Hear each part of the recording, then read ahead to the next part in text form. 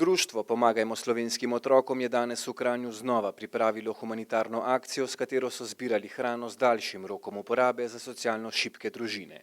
Prejšnja tovrstna akcija je bila v Cerkljah, vrtec Murančki, bom rekla zelo, zelo dobra.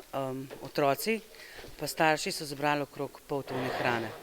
Sicer je hrana več ali manj že razdeljena vsa, tako da spet akcija v bistvu za novo hrano, ker družin je vsak dan čist preveč novih, ki so lačne, ki so fest lačne.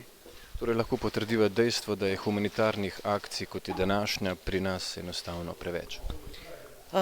Akcije oziroma ne akcije premalo, odziva je premalo.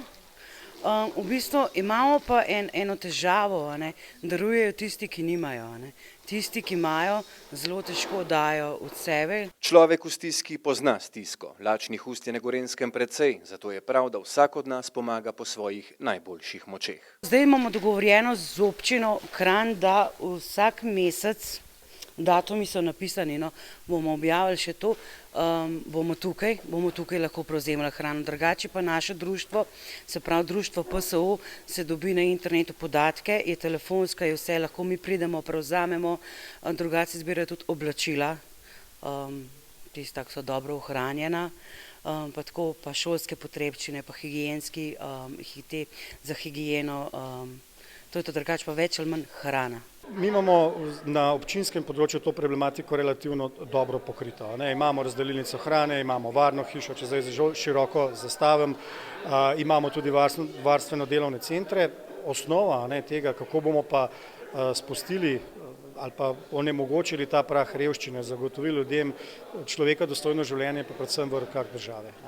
Treba bo narediti res določene korenite zakonodajne spremembe, predvsem v kontekstu, da bomo lažje oživili gospodarstvo, ker to je ključ. Če bomo imeli ljudje službe, če bodo bolje plačana delovna mesta, ne samo več delovnih mest, se bo tudi ta celoten ekonomski in socialni krog zaključil. Tako da jaz mislim, da je treba začeti na državnem nivoju, občine pa v okviru svojih sposobnosti, mislim, da delamo več, kot nam samo zakonodaja nalaga. Na spletni strani Društva Pomagajmo slovenskim otrokom dobite vse informacije o tem, kdaj, kje in na kakšen način lahko pomagate. Največja letošnja humanitarna akcija zbiranja hrane pa bo potekala 1. julija na Brdu pri Kranju v okviru 24-urne športne prireditve.